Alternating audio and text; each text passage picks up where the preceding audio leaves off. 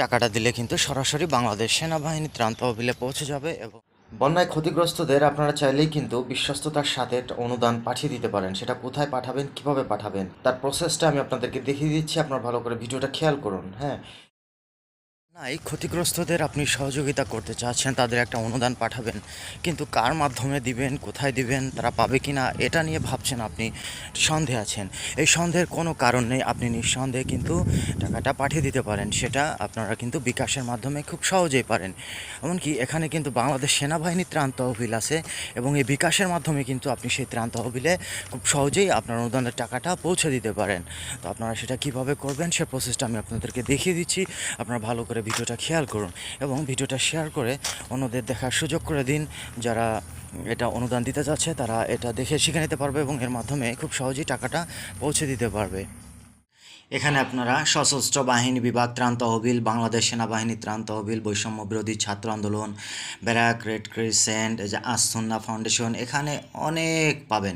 কথা আপনাদের জানিয়ে রাখি, আমার সমস্যার কারণে আমার অন্য একটি পেজ, এই যে এটা দেখছেন আপনারা, যে তরিকুল অফিসিয়াল 89, এই পেজটা আপনারা ফলো করে রাখবেন। এখন থেকে আমি এই পেজে নিয়মিত আমার ভিডিওগুলো আপলোড করব, আপনারা এটা ফলো দিয়ে সঙ্গে থাকবেন। আর হচ্ছে আবার ইউটিউব থেকে যারা দেখতে চান তারা এই একই নামে তরিকুল অফিসিয়াল 89 নামে ইউটিউব চ্যানেলটি আছে, এটা আপনারা সাবস্ক্রাইব করে রাখতে পারেন। সেখানেও কিন্তু আমার এই কন্টেন্টগুলো আপনারা পাবেন। তাহলে চলেন আমরা দেখি কিভাবে এই টাকাগুলো আমরা পাঠাতে পারি।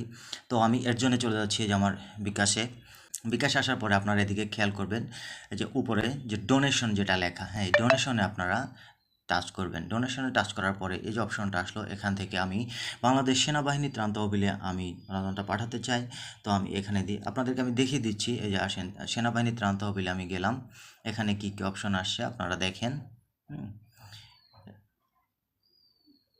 এই যে দেখেন এখানে কি চাচ্ছে, এখানে হচ্ছে এই যে আপনার নাম ইংরেজিতে, এখানে আপনার নাম ইংরেজিতে লিখবেন, আপনার ইমেল, এখানে আপনার ইমেলটা লিখবেন, আর পরিমাণটা এই যে এখানে অনুদানের পরিমাণ লিখুন। তারপরে এই যে আমি রোবট নই, এখানে আপনারা টিক চিহ্ন দিবেন এবং এখানে কিছু চিহ্ন আসবে, সেখানে যা চাই আপনারা সেটা দিয়ে দিবেন। আমি দিতে চাচ্ছি হচ্ছে বাংলাদেশ সেনাবাহিনী ত্রাণ তহবিলে। হ্যাঁ, তো আমি এটাতে ক্লিক করে দিলাম। ভালো লাগলে আপনারা ভিডিওটা শেয়ার করে দিবেন। অনেকেই কিন্তু এই অনুদান দিতে চায়, তারা কিন্তু পারে না। তো আপনাদের এটার মাধ্যমে শেয়ার করে দিলে তারা এটা দেখে শিখে নিতে পারবে এবং যথাযথ জায়গায় যে যেখানে দিতে চায় সেখানে কিন্তু এখান থেকে দিয়ে নিতে পারবে। আপনারা এই বিকাশের মাধ্যমে কিন্তু এই কাজটা সেরে নিতে পারেন। তো আমি এই যে আপনার নাম, এখানে আমি আমার নাম দিয়ে দিচ্ছি। আমার নাম লেখা হয়ে গেছে, ইমেল দিলাম, পরিমাণ দিলাম। এবার দেখেন আমি কী করি, যে আমি রোবট নই, এখানে টিক দিয়ে দিলাম।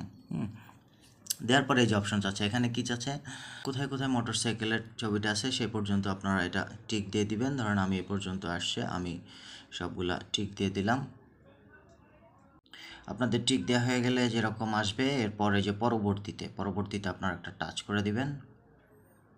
আবার এরকম আসলো, মোটরসাইকেল কোথায় কোথায় আছে সেখানে আপনারা এরকম টিক দিয়ে দিবেন। আর যদি এটা না পারেন তাহলে এই যে পাশে যে চিহ্ন, এটা দিলে কিন্তু আবার নতুন একটা ছবি আপনাদের সামনে এখানে চলে আসবে। আমি যাচাইকরণ দিলাম, এই যে দেখেন হয়ে গেছে। এবার জাস্ট নিচে আপনারা এই যে অ্যারো চিহ্ন দেখছেন, এখানে ওকে করে দিবেন, বিকাশে আসবে। এবার এখানে আপনার পিন নাম্বারটা দিয়ে দিবেন, এটা কিন্তু আপনার বিকাশ অ্যাকাউন্টে পিন দিবেন। আমার পিন বসানো হয়ে গেছে, এবার আমি কনফার্ম করে দিলাম। এই দেখেন এটা কিন্তু পেমেন্ট হয়ে গেছে এবং আপনাদের সামনে একটা রিসিপ্ট চলে আসবে। আপনি যেটা পেমেন্ট করলেন সেটার একটা রিসিপ্ট কিন্তু এখানে চলে আসছে।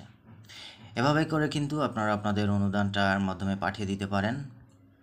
বিশেষ করে এটা আপনাদের সামনে আনা হলো এই কারণ আমরা বিভিন্ন সময় কিন্তু বিভিন্ন যে সমস্ত দুর্যোগ হয়, এর কারণে আমরা যে অনুদানগুলো দিতে চাই, অনেক সময় কিন্তু আমরা ফান্ডটা যথাযথ জায়গায় পৌঁছাতে পারি না, বা অনেকের মধ্যে অনেক সন্দেহ থাকে যার কারণে সেটা দেন না। তো এই প্রক্রিয়ার মাধ্যমে আপনি নিজে থেকেই কিন্তু নিজে এটা দিয়ে দিতে পারবেন।